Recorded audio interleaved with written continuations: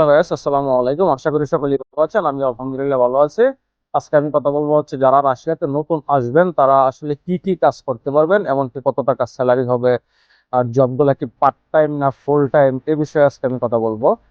প্রথমত যদি বলি, যারা নতুন নতুন আসবেন বা যাদের ভিসা হয়েছে ফেব্রুয়ারি থেকে আসতেছেন বা আসছেন, তাদের উদ্দেশ্যে যদি আমি বলি, তাহলে প্রথমে আপনারা আইসা ফুড ডেলিভারি কাজ শুরু করতে পারেন। অ্যান্ডেক্সে ফুড ডেলিভারি আছে, তো ফুড ডেলিভারি কাজ শুরু করতে পারেন। এটা আমি মোটামুটি মনে করি যে ভালো অপশন, কারণ হচ্ছে এটাতে অত ঝামেলা নাই, কাজের কোনো শিডিউল নাই। আপনি আসবেন, আইসা অ্যান্ডেক্সে অ্যাপস ওপেন করবেন, অ্যান্ডেক্সে অ্যাপস ওপেন করে আপনি ডেলিভারি কাজ শুরু করতে পারেন।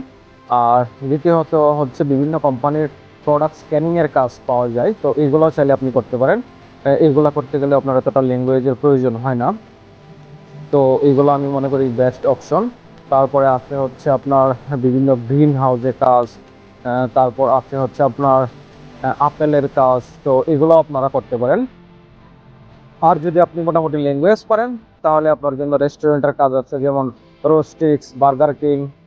রোস্টিক্স যেটা আমি এটা বলি, রোস্টিক্স হচ্ছে আপনার যেটাকে আমরা কেএফসি বলি, কেএফসি কে রাশিয়ানরা রোস্টিক্স বলে, রোস্টিক্সে কাজ পাইতে পারেন। আর আরও এরকম অনেক রেস্টুরেন্ট আছে, পিৎজা, এগুলোর কাজ করতে পারেন। আর যদি আপনি আরেকটু ভালো ল্যাঙ্গুয়েজ পারেন, তাহলে বিভিন্ন বারে কাজ করতে পারেন, রেস্টুরেন্টের ওয়েটার হিসেবে কাজ করতে পারেন।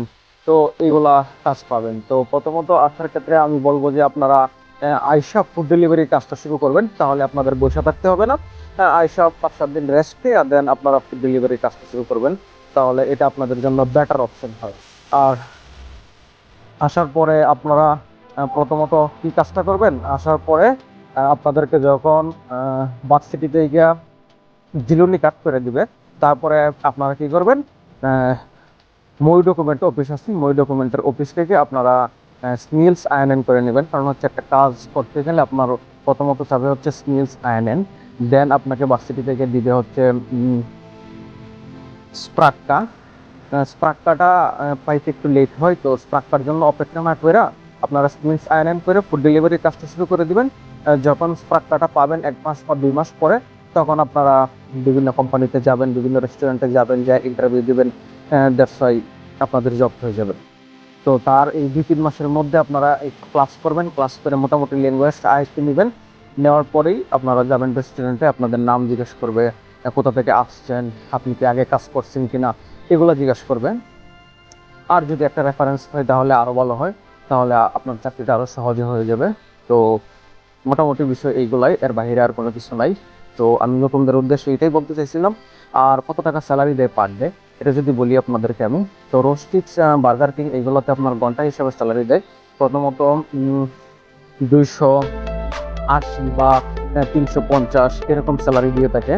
আর যেগুলো হচ্ছে প্যাকেজিং বা হচ্ছে আপনার স্ক্যানিং বা গ্রিন হাউস, এগুলোর কাজে আপনাকে স্যালারি দিয়ে থাকবে পার ডে 3,3500 রুবল। এগুলার ডিউটি হবে কত ঘন্টা, এগুলার ডিউটির কথা যদি আমি বলি, তাহলে এগুলার ডিউটি হবে বিশেষ করে আপনার 12 ঘন্টা।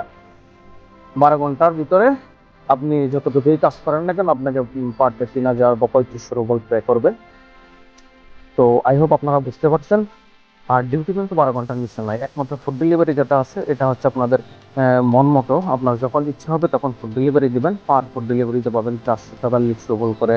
বা সামাকা আছে, সামাকাতে আপনি পাবেন হচ্ছে ঘন্টায় 200 রুবল, ডেলিভারি আসুক বা না আসুক।